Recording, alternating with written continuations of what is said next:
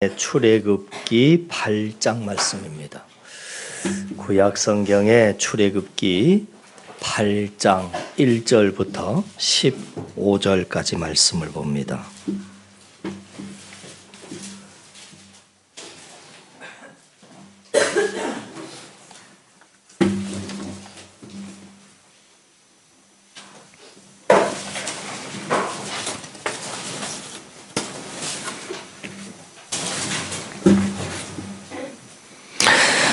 출애굽기 8장 1절부터 15절까지 한 목소리로 말씀 같이 읽습니다.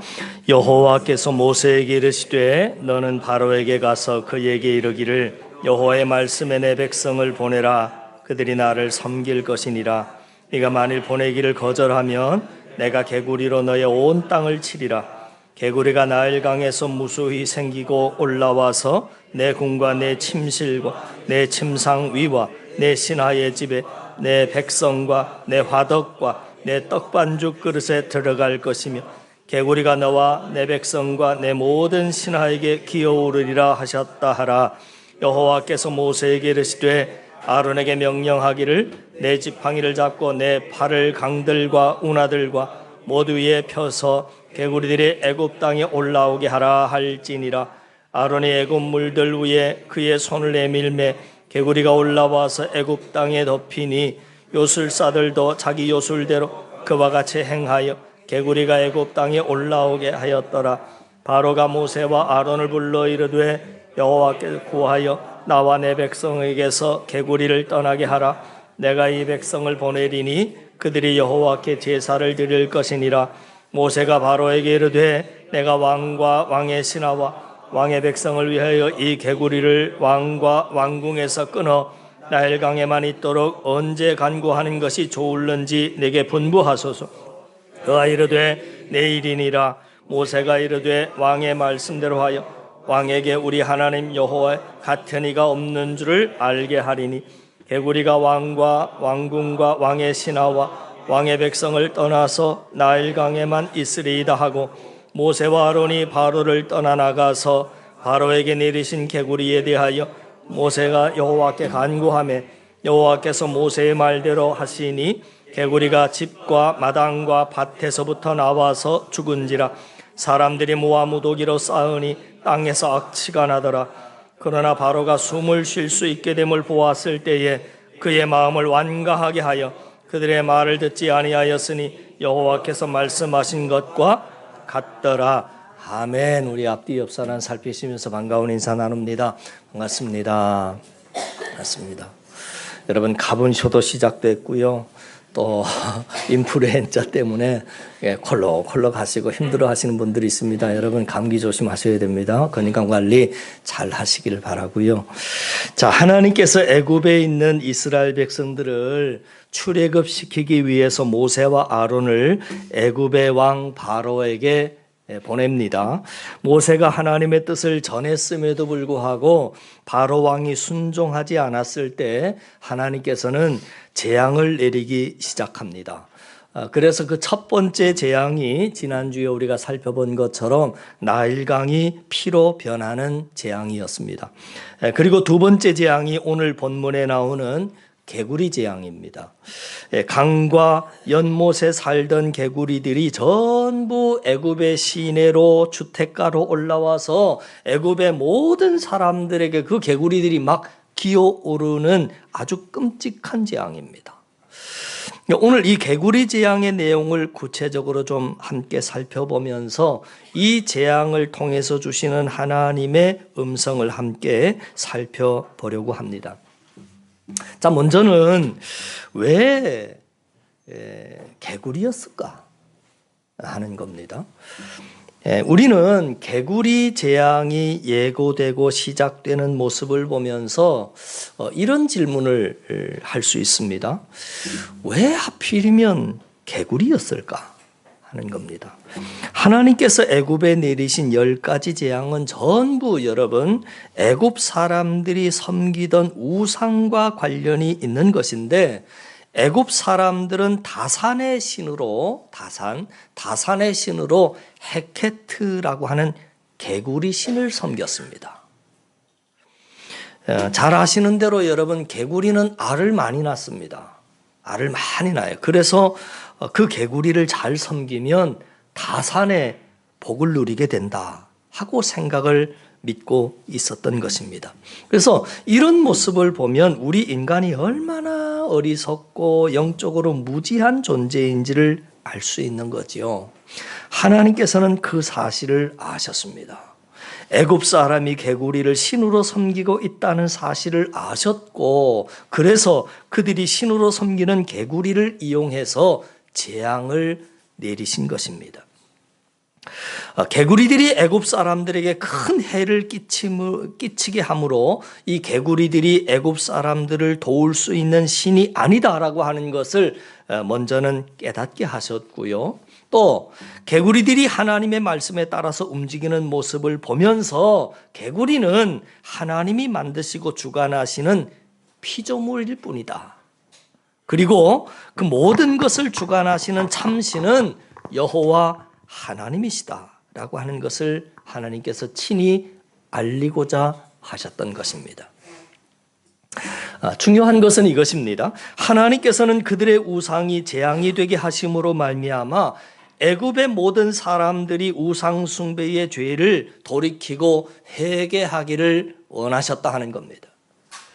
오늘날도 여러분 마찬가지입니다. 하나님께서는 우리의 우상을 통해서 우리를 징계하실 때가 많습니다. 여러분, 우상이 뭐냐면 우상은 내가 하나님보다 더 사랑하는 것이 우상이고 내가 하나님보다 더 의지하는 것이 우상입니다. 그래서 사람마다 우상이 다 다를 수 있지만 그러나 대개는 비슷합니다.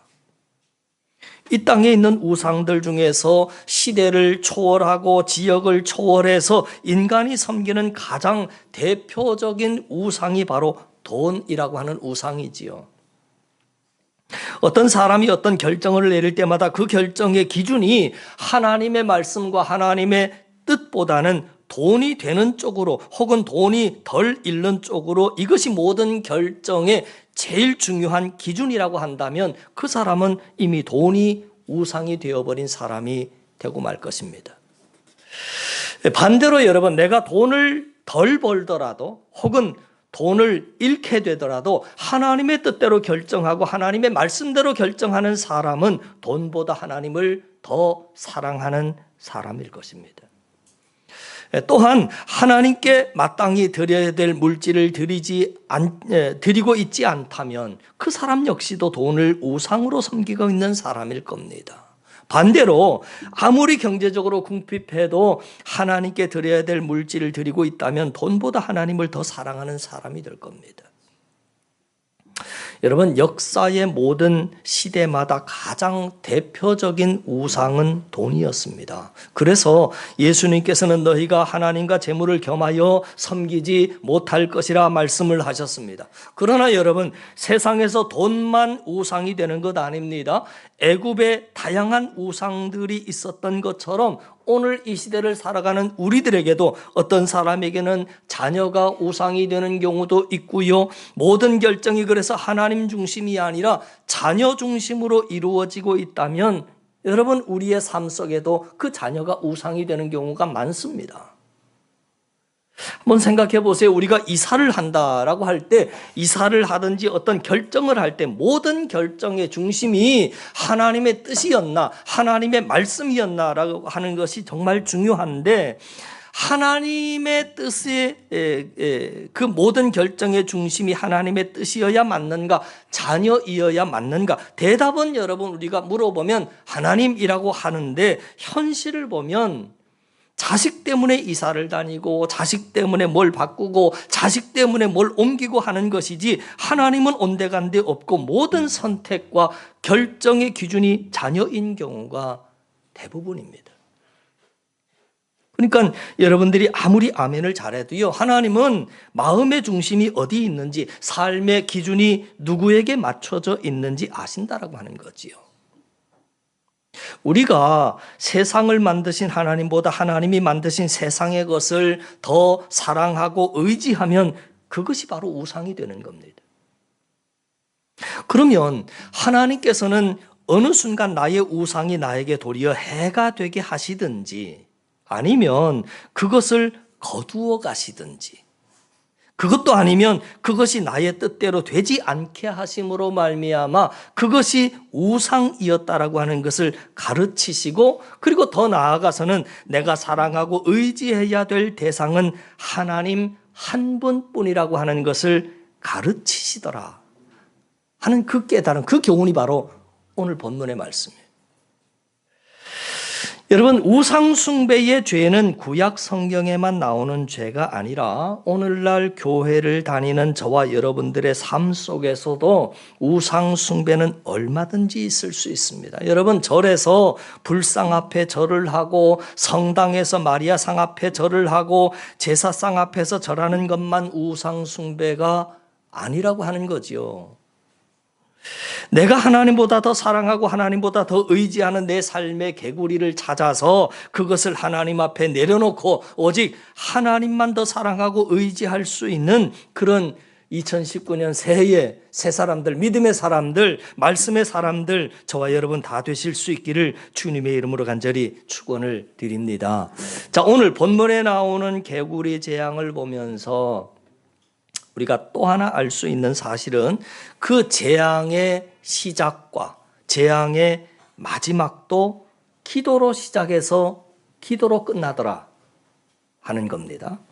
자, 무슨 말이냐면 모세나 아론이 기도해야 재앙이 시작됐고요, 기도해야 그 재앙이 멈추더라 하는 겁니다. 말씀 한번 보십시다. 6절 말씀해 보시면 이렇게 나와 있습니다. 6절입니다. 아론이 이렇게 나오죠. 아론이 같이 읽습니다. 시작. 아론이 애굽 물들 위에 그의 손을 내밀매 개구리가 올라와서 애굽 땅에 덮였다 이렇게 나옵니다. 개구리 재앙이 어떤 행동으로 시작되었는지를 오늘 본문은 지금 우리에게 말해주고 있는 겁니다. 여러분, 구약 성경에서 손을 내민다 아니면 손을 들었다 라고 하는 이 행동이 뭘 상징하는 행동이냐면 기도를 상징하는 행동입니다. 그래서 여러분 출애굽기 17장에 보면 여러분 아시는 것처럼 아말렉과의 전쟁에서 모세가 손을 올리면 이스라엘 백성들이 이깁니다. 손이 내려가면 집니다. 그러니까 이스라엘 백성들이 손을 내밀거나 들 때는 축복할 때나 기도할 때 이런 포즈를 취하는데 이것은 기도를 의미하는 행동입니다. 그러니까 결과적으로 개구리 재앙이 아론의 기도로 시작이 되었다 하는 거지요. 자, 그다음 나중에 바로 왕이 부탁을 해서 개구리 재앙을 멈추게 할 때에는 그럼 어떻게 됐나 보시죠. 개구리 재앙을 멈추게 할 때도 모세의 기도가 있었던 것을 우리가 확인할 수 있습니다. 12절 말씀이죠. 12절 보십시다. 12절 모세와 아론이 시작. 모세와 아론이 바로를 떠나 나가서 바로에게 내리신 개구리 대하여 모세가 여호와께 간구했다 이렇게 나옵니다. 그래서 개구리 재앙이 모세의 그 간구 때문에 거두어지더라 하는 거죠. 우리는 이런 말씀을 보면서 기도의 중요성을 다시 한번 깨닫게 되는 겁니다. 여러분 한번 생각해 보세요. 모세와 아론이 기도하지 않았는데 그들이 바로 왕을 만난 후로 어느 순간 자연스럽게 개구리 재앙이 시작이 됐다. 그리고 어느 순간 개구리 재앙이 멈췄다. 그러면 애굽 사람들은 이 재앙의 주체를 모세와 아론으로 생각할 수 있다는 겁니다. 보세요. 그들이 다녀간 이후로 재앙이 시작됐다. 그리고 그들이 다녀간 이후로 재앙이 멈췄다. 그러면 그 사람들 정말 신통력 있는 사람들이구나. 참 능력 있는 사람들이구나. 대단한 사람들이구나. 그렇게 생각을 할 겁니다. 근데 그들이 그냥 다녀간 게 아니라 손을 내밀어서 하나님을 향해서 기도할 때 재앙이 시작이 됐다. 또 기도할 때 재앙이 멈췄다. 그러면 그 모습을 옆에서 지켜보던 백성들이 무슨 생각하겠습니까? 재앙의 주체가 여호와 하나님이시구나 하는 것을 깨닫는 거지요. 여러분, 기도는 이 일의 주체가 내가 아니고 하나님이시구나 라고 하는 것을 드러내 보여주는 대표적인 행위가 바로 기도입니다. 하나님을 향해서 기도했더니 어떤 일이 일어났다라고 하는 것은 그 일을 하나님께서 하셨다는 거지요. 바로 그런 이유 때문에 하나님께서는 그 일이 아무리 하나님의 뜻이고 계획이라 할지라도 우리가 기도하지 않으면 역사하지 않으시는 겁니다. 그래서 에스겔서 36장 36절 말씀에 보면 아주 유명한 이런 말씀이 있지요. 나 여호와가 말하였으니 이루리라. 주 여호와께서 이같이 말씀하시느니라. 그래도 이스라엘 족속이 이같이 자기들에게 이루어 주기를 내게 구하여야 할지니라. 그랬어요. 그러므로 하나님이 기도를 통해서 역사하시기 때문에 우리가 아무리 바쁘고 힘들더라도 기도만큼은 놓치지 않아야 될 줄을 믿습니다. 애굽에 갇혀있던 이스라엘 백성들이 해방이 되는데 결정적인 역할을 했던 것이 10가지 재앙이었습니다. 그런데 그 10가지 재앙은 전부 기도를 통해서 이루어집니다. 근데 그건 오늘날도 마찬가지입니다. 우리는 애굽이라고 하는 세상에서 주의 은혜로 빠져나온 사람들인데 영적인 출애굽을 경험한 그런 사람들인데 아직 애굽이라고 하는 세상에 갇혀 있는 사람들이 해방되는데 꼭 필요한 필수적인 요건이 바로 기도라고 하는 겁니다. 또 염려와 근심의 애굽에서 공허와 영적 침체의 애굽에서 고난과 또 문제의 애굽에서 해방되기를 원한다면 멈췄던 기도를 다시 시작해야 하는 겁니다. 바라기는 아론과 모세처럼 기도함으로 말미암아 기도를 통해서 일하시고 도우시는 하나님의 그 역사를 끊임없이 경험하며 살아가는 믿음의 사람들, 기도의 사람들 다 되실 수 있기를 주님의 이름으로 간절히 축원을 드립니다. 자, 오늘 개구리 재앙을 보면서 세 번째 생각해 봐야 될 것은 애굽 요술사들의 요술입니다. 7절 말씀 한번 보시죠.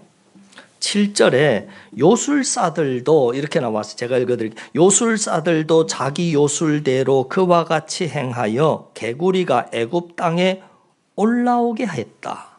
이렇게 나왔죠. 하나님께서 물속에 있는 개구리들을 움직여서 다 땅 위로 무트로 올라오게 하셨는데 그 모습을 본 애굽의 요술사들이 그걸 그대로 따라했다는 겁니다. 우리가 이 모습을 보면서 가장 먼저 느끼는 것은 사단 마귀의 세력의 교활함이라고 하는 겁니다. 하나님의 절대적인 능력을 상대화시켜버리기 위해서 기를 쓰고 따라하는 모습을 보게 됩니다. 여러분, 사실 애굽의 요술사들이 하나님의 능력을 따라한 것은 개구리 재앙이 처음은 아니었지요. 앞서서 행했던 지팡이가 뱀으로 변하는 이적을 행했을 때에도 애굽의 술사들이 따라했었고요. 또 첫 번째 재앙이었던 나일강이 피로 변한 그 이적도 따라했습니다. 그러니까 근데 이 요술사들의 능력에는 반드시 한계가 있습니다.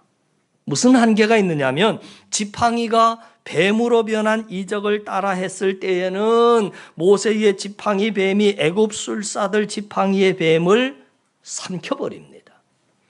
그리고 그 이후에 행했던 애굽 술사들의 따라하기 쇼가 딱 개구리 재앙까지였습니다. 그러니까 세 번째 재앙인 이의 재앙부터는 따라하지 못함으로 말미암아서 그들의 능력의 한계를 여실히 드러냈고, 또 다른 그들의 한계가 뭐냐면 시작은 하는데 원상복구가 안 되는 겁니다. 예를 들어서 하나님께서 개구리들을 물에서 땅으로 무트로 올라오게 하실 수도 있지만 다시 물로 들어가게 만드실 수도 있습니다. 하나님께서는 이렇게도 하시고 반대로 저렇게도 하시고 원상복구를 하시는데 가능한데, 애굽의 술사들은 물속에서 개구리를 올라오게 하는 것까지만 따라했지 돌아가게는 못하게 한다는 겁니다. 우리는 애굽술사들의 이런 한계를 보면서 두 가지를 동시에 깨달을 수 있는 겁니다. 첫 번째는 마귀의 세력도 분명히 능력이 있다 하는 것이고요. 그리고 두 번째는 능력은 있는데 그 능력은 한계가 있다. 오늘날 많은 성도들이 이 능력에 미혹될 때가 많습니다. 누가 나를 위해서 기도해 봤는데 나에 대해 모든 것을 잘 알고 있더라. 내 과거를 다 알고 있더라. 혹은 알아맞히더라. 그러면 그것이 최고의 진리인 줄 알고 물불 가리지 않고 따라가는 성도들이 있습니다. 여러분, 그러나 잊지 마십시오. 알아맞히는 능력은 무당들에게도 있습니다. 그렇잖아요. 왜냐, 그들에게 임한 귀신에게도 능력이 있기 때문이지요. 영적으로 혼탁한 이 시대에 정말 영적 분별력이 필요한데 그 분별력의 핵심은 진리의 말씀이어야지 눈에 보이는 능력이 아니다라고 하는 거지요. 그러니까 하나님의 말씀을 정확하게 해석해서 자신의 삶에 적용을 하고 그 말씀대로 순종하며 살아가는 것이 성도의 가장 큰 능력이고 우리가 추구해야 될 최고의 능력임을 여러분 믿으시길 바랍니다. 우리가 개구리 재앙을 보면서 마지막 하나 더 생각해 봐야 될 것은 뭐냐면 바로 왕의 강팍함이라고 하는 겁니다. 아론이 손을 내밀어서 기도하자 개구리 재앙이 시작됩니다. 자, 그것이 이제 3절 4절 말씀이지요. 3절 4절에 보니까 개구리가 나일강에서 무수히 생기고 올라와서 내 궁과 내 침실과 내 침상 위와 내 신하의 집과 내 백성과 내 화덕과 내 떡반죽 그릇에 들어갈 것이며 개구리가 너와 내 백성과 내 모든 신하에게 기어오르리라 하셨다 하라. 이렇게 나와 있습니다. 말씀을 보시면서 개구리 재앙의 현장을 한번 여러분 상상으로 이미지화를 한번 해보시죠. 그림을 한번 그려보세요. 이게 남 일이니까 여러분들은 조금도 안 놀래고 이제 그냥 넘어가는데 상상해 보세요. 여기가 이제 예를 들어 아라카와 온 거리에 여러분 예배드리러 나왔는데 온 거리에 개구리가 득실득실합니다. 온 거리에 개구리가 득실득실하고요. 집안까지 교회에 막 바닥에 막 들고 뛰고 막 개구리들이 난리가 났습니다. 개구리 천지라고 여러분 생각. 예배당에도 지금 옆에 있는 개구리들이 앉아 있고요. 바닥에도 기어다니고 온 지면 위에 개구리가 다 덮여 있다고 상상을 한번 해보세요. 끔찍하지 않아요? 그리고 오늘 말씀 보면 개구리들이요 사람 몸에 기어 올라왔다 이렇게 나옵니다. 그냥 땅바닥에만 있는 게 아니고 사람 막 기어 올라왔다는 거예요. 그리고 오늘 본문 말씀 보니까 개구리가 그것뿐만이 아니라 화덕과 떡반죽 그릇 안에 들어가 있는 것을 오늘날 말하면 이런 거죠. 오늘 표현을 하면 이 화덕과 떡반죽 그릇이랑 냉장고 열어봐도 냉장고 안에 개구리가 들어있고 밥통을 열어봐도 밥통 안에 개구리가 들어가 있고 전자레인지 안에도 개구리가 들어가요. 상황이 이 정도 되다 보니까 바로 왕이 급히 모세를 불러서 하나님께 기도해서 이 개구리들을 빨리 떠나가게 해달라 하는 요청을 합니다. 그렇게 해주면 하나님의 말씀대로 이스라엘 백성들을 놓아주겠다 말하. 그게 이제 8절 말씀입니다. 8절 보세요. 바로가 모세와 아론을 불러 이르되 여호와께 구하여 나와 내 백성에게서 개구리를 떠나게 해줘라. 내가 이 백성을 보내리니 그들이 여호와께 제사를 드릴 것이라. 드디어 바로가 백기를 든 순간입니다. 자, 그런데 그때 모세가 바로 왕에게 묻습니다. 뭐라고 물었느냐면 제가 언제 기도해서 이 개구리 재앙을 멈추게 해드릴까요? 하고 바로에게 물었습니다. 대답이 가관입니다. 여러분 이런 부분을 그냥 스쳐 지나가면 안 되는데 가관이에요. 보세요. 그랬을 때 바로 왕의 대답이 참 의외의 대답을 합니다. 우리가 이 대목에서 쉽게 생각해 볼 수 있는 바로 왕의 대답은 언제 내가 기도해서 얘 개구리들을 다 원상복구 시켜드릴까요? 그러니까 대답은 보통 우리가 상식적으로 대답 지금 빨리 해줘. 지금 당장 해. 이게 상식적이죠. 그잖아요. 그런 답이 나와야 맞는 건데 바로 왕이 뭐라고 대답을 하느냐면 내일 해라. 여러분, 이건 상식적이지 않습니다. 일반적이지 않잖아요. 9절 10절 보세요. 모세가 바로에게, 같이 한번 읽어볼까요? 시작. 모세가 바로에게 이르되 내가 왕과 왕의 신하와 왕의 백성을 위하여 이 개구리를 왕과 왕궁에서 끊어 나일강에만 있도록 언제 간구하는 것이 좋을는지 내게 분부하소서. 그가 이르되 내일이라. 이상하지 않습니까? 일반적이지가 않잖아요. 왜 내일이라고 대답했을까? 이런 생각이 있었던 것 같습니다. 하룻밤 사이에 혹시 어떤 일이 일어날지 모른다라고 하는 쓸데없는 기대가 있었던 것 같습니다. 혹시 이거 자연재해 아닐까? 하루만 더 견디면 다 물러가지 않을까? 혹시 오늘 밤에 개구리들이 자연적으로 좀 물러갈 수도 있지 않을까? 그렇게 되면 하나님께 했던 약속 취소해버리고 이스라엘 백성들을 내보내지 않아도 되니까 일부러 시간을 미루는 거 아닐까? 여러분, 이 미루는 시간은요, 사실은 불신의 시간입니다. 사단의 시간입니다. 사단이 역사하면요, 역사할수록 이렇게 선한 결단을 자꾸 미루는 불신의 시간이 길어지는 겁니다. 그러면 진정한 믿음의 시간은 언제입니까? 지금이라고 하는 겁니다.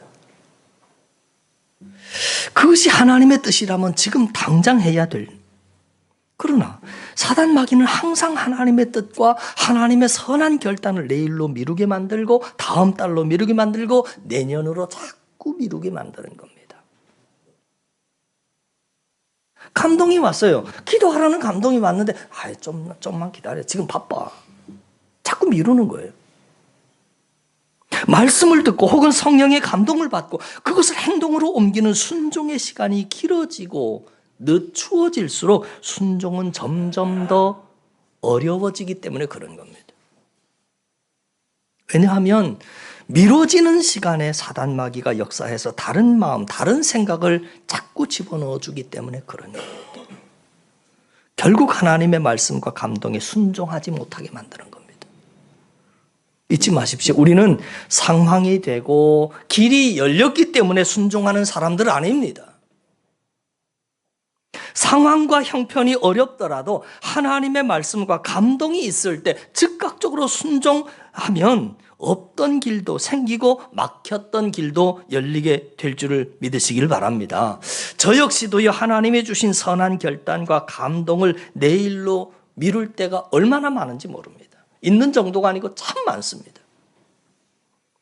여러분, 이것은 사단이 주는 생각입니다.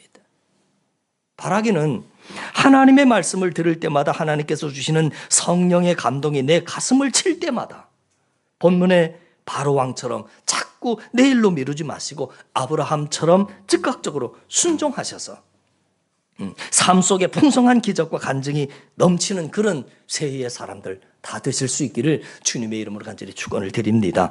자, 개구리 재앙이 마지막 주는 메시지 하나만 더 살펴볼게요. 하나님께서는 온 천하보다도 한 영혼의 회개와 구원을 더 귀하게 여기시더라 하는 깨달음입니다. 오늘 개구리 재앙을 보면서 아론의 기도로 재앙이 시작됐다 그랬습니다. 그런데 재앙을 거둘 때 보면 누가 기도해요? 아론이 시작해서 재앙이 시작됐는데 끝날 때는 모세가 기도해서 재앙이 끝납니다. 제가 지난주에 왜 하나님께서 한 사람에게 기적을 독점하지 않게 하셨는지에 대한 말씀을 드렸어요. 그랬죠? 네, 그랬습니다. 그래서 분명히 시작은 아론의 기도로 개구리 재앙이 시작이 됐는데 끝날 때는 모세의 기도로 끝이 납니다. 하나님은 기적을 하나님이 독점하게 하지 않으십니다. 왜냐하면 기적의 능력은 아론이나 모세에게 있는 것이 아니라 하나님에게만 있기 때문에 그런 겁니다. 사람이 독점하면 그 사람만 주목하면서 그 사람을 우상으로 섬길 것이기 때문에 그런 겁니다. 그래서 하나님은 기적도 한 사람이 독점하지 않으시고 이번에는 아론을 통해서 또 다른 때는 모세를 통해서 그렇게 하시는 겁니다. 그 능력이 나에게 있는 것이지 너희들에게 있는 것 아니다. 그 말씀을 주고 있는 겁니다. 근데 중요한 것은 뭐냐면 모세가 기도하니까 개구리들이 원래 있었던 곳으로 돌아가는 게 아니라 그 자리에서 죽었습니다. 이 부분을 살피고 이제 마치죠. 그래서 거기서 개구리들이 다 죽어서 썩어져서 악취를 풍깁니다. 12절 말씀 보시죠. 모세와 아론이 바로를 떠나 나가서 바로에게 내리신 개구리에 대하여 모세가 여호와께 간구하매 여호와께서 모세의 말대로 하시니 개구리가 집과 마당과 밭에서부터 나와서 죽은지라 사람들이 모아 무더기로 쌓으니 그 땅에서 악취가 나더라. 이렇게 나왔습니다. 그러면 이런 질문을 해볼 수 있죠. 왜 개구리를 하나님은 또 죽이셨을까? 그냥 돌려보내면 되지. 왜 죽이셨을까? 하는 겁니다. 그냥 원래 있던 곳으로 돌아갈 수도 있는데 왜 땅 위에서 개구리들이 다 죽게 해서 악취가 풍기도록 하셨을까?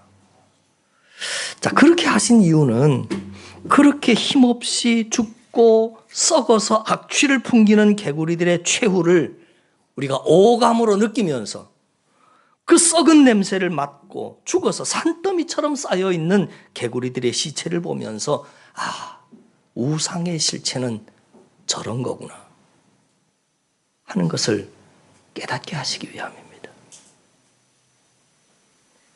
누가복음 8장 말씀을 보시면 여러분 아시는 내용처럼 거라사 지방에 귀신 들린 자 사건이 나오는데요. 예수님께서 군대 귀신 들린 자에게 귀신을 쫓아냅니다. 근데 문제는 군대 귀신이 떠나가면서 뭐라고 말을 하느냐면 나 그냥 갈 데 없으니까 저 돼지 떼 속에 들어가게 해주세요 하니까 예수님께서 허락을 하십니다. 그래서 군대 귀신이 돼지 떼 속으로 들어가자 이 돼지 떼들이 바다에 빠져서 몰사합니다. 여러분 그 사건을 보고 그 마을 사람들은 한 영혼이 자유를 얻고 구원받는 것보다 돼지 떼들이 죽은 것이 너무너무 아까워서 예수님께 이 지방을 제발 좀 떠나가 라고 하는 요청을 합니다. 한 영혼보다 돼지 떼를 귀하게 여겼다. 그러나 우리는 그때 예수님의 마음을 알 수 있는 거죠. 무슨 마음이냐면 예수님은 돼지떼 수천 마리하고 한 영혼을 절대 바꾸지 않으십니다. 그거지요. 무슨 말이냐면 돼지떼 수천 마리를 죽여서라도 한 영혼을 자유케 하고 한 영혼을 구원시킬 수 있다면 하나님께서는 아낌없이 그렇게 하신다는 겁니다. 예수님 말씀처럼 너희가 참새보다 귀하지 아니하냐 하는 그 말씀은 이 땅의 모든 피조물들보다 사람이 가장 귀하다 하는 겁니다. 그 한 영혼이 회개하고 하나님 앞에만 돌아올 수 있다면 하나님께서는 돼지떼 수천 마리라도 개구리 수십억 마리라도 아끼지 아니하시고 그걸 바꾸신다는 겁니다. 바라기는 그 놀라운 주님의 사랑과 영혼을 향한 간절한 그 마음을 깨달아 알아서 이제는 우리가 그 마음으로 영혼을 구원하는 일에도 앞장서고 귀하게 쓰임받아야 하는 겁니다.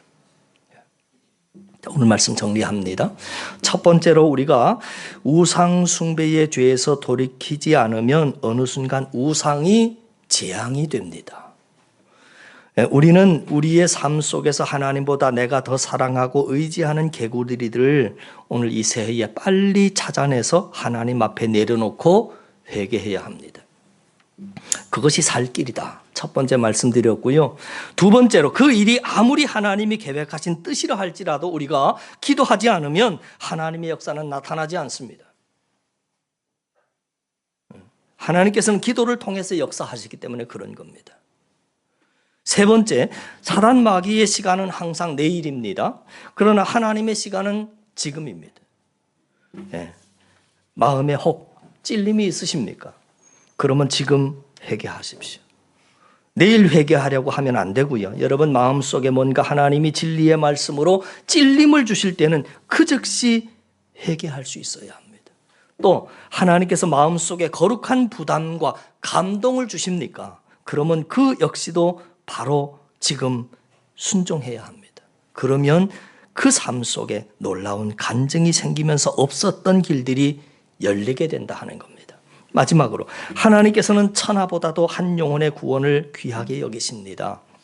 애굽 사람들의 회개와 구원을 통해서 수많은 개구리 떼들을 아끼지 아니하셨던 하나님, 저와 여러분들을 위해서 독생자 예수 그리스도로 아끼지 아니하셨던 그 놀라운 사랑과 마음을 우리들이 꼭 기억하면서 우리 역시도 이제는 하나님을 더 많이 사랑하고 영혼 구원 사역에 더욱더 귀하게 쓰임받을 수 있는 저와 여러분 우리 모두가 다 되실 수 있기를 주님의 이름으로 간절히 축원을 드립니다.